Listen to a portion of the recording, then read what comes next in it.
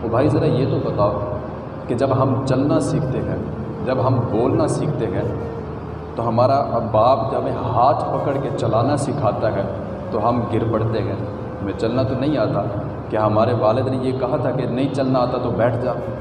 نہیں، بلکہ وہ تو ہمیں کندھوں پر بٹھاتا ہے، وہ تو بڑا فخر محسوس کرتا ہے کہ میرا بیٹا اتنا بڑا ہو گیا کہ میں اس کو اب اپنے کندھوں پر بٹھا کے لے جا رہا ہوں۔ باپ اتنا محبت کرے بچوں کے ساتھ، اور جب بچے جوان ہو جائیں تو وہ ماں باپ کے ساتھ اتنا بد اخلاقی کے ساتھ پیش آئیں اور ایسی بدتمیزیاں کریں کہ روح کانپ اٹھے۔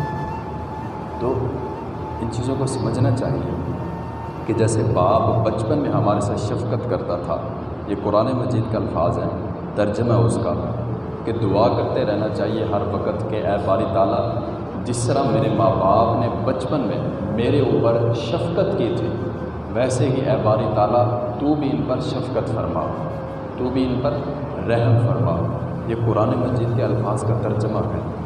اور کیا ہم دیکھیں اپنے گریبانوں میں جھانک کر، کیا ہمارے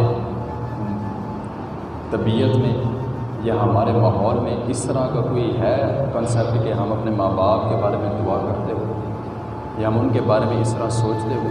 نہیں، تو بڑے غصے سے بات کرتے گئے اور بڑی ہمارے آواز میں جو ہے نا بربریت ہوتی ہے، اپنے والدین کے ساتھ بات اس طرح کر رہے ہوتے ہیں کہ جیسے وہ آج ہمارے کمی ہو گئے، ہم 2 روپے کیا کمانے لگے، ہمیں ماں باپ حقیر نظر آنے لگ گئے۔ تو ان چیزوں سے بچنا چاہیے بھائی، ماں باپ کے ساتھ حسن سلوک کرنا چاہیے۔ اور یہ یاد رکھیو بھائی، جیسے آج ہم اپنے ماں باپ کے ساتھ کر رہے ہیں تو کل ہمارے بچے بھی ہمارے ساتھ ایسے ہی کریں گے۔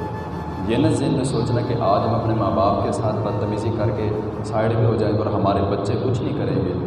یہ مکافات عمل ہے۔ اگر آج ہم اپنے ماں باپ کے ساتھ، اپنے والدین کے ساتھ بدتمیزی کریں گے تو ہمارے بچے بھی ہمارے ساتھ ویسے ہی پیش آئیں گے۔ ان کی بات پھیلانا صدقہ جاریہ ہے۔ ثواب کی نیت سے ویڈیو کو شیئر ضرور